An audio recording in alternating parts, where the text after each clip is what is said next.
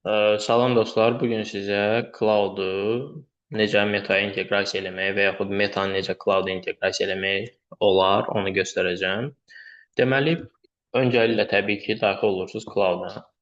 Cloud-a daxil olduqdan sonra burada ya Settings-dən ya da elə burada Customize bölməsindən Connector bölməsinə daxil olursunuz. Mən artıq əlavə eləmişəm, ona görə də müəyyən qismini göstərə biləcəm sizə. Bunu öncələdiyim ki, əlavə eləmək bizə nə verir? Rahatlıqla Meta Ads-dən siz Meta Ads-dən kampaniyalarınızla bağlı bütün hesabatlarınızı çəkə bilərsiniz. Bu hesabatlar hansılardır?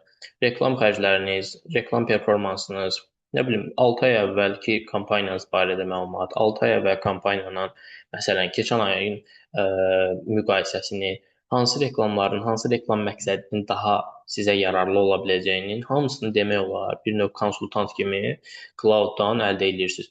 Düzdür, bu hesabatları, bu analizləri Meta özündən də eləmək olur. Amma Cloud sizə biri var ki, Meta-da özünüz oxuyasınız manual olaraq, bəziləriniz oxuya bilmirsiniz. Yəni oxumaq dedikdə analiz edə bilmirsiniz.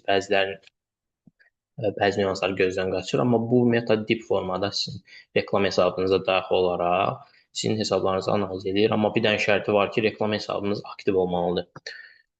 Hə, indi burdan tutaq ki, siz girdiniz, sizdə indi bu bölmələr görünmür. Bu plyusu basırsınız və burada Custom Connector var. Custom Connector'a bura bir dənə ad yazırsınız. Səndən adı var. Meta, məsələn, analizm və yaxud Meta yaza bilərsən, fərqi yox. Meta Ads yaza bilərsən.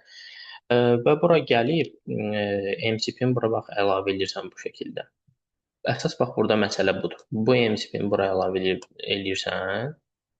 Əlavə eləyəndən sonra add düyməsini basaraq Cloud-u Meta-ya bağlayırsan. Təbii ki, burada Google açılacaq, Facebook icazə istəyəcək səndən. Həmin icazəni okeyləyəndən sonra artıq rahat şəkildə, yəni heç bir problemsiz Meta Ads akkauntlarının, Meta Ads hesabının, sənin Facebook profilin bura bağlanacaq. Bu qədər rahat.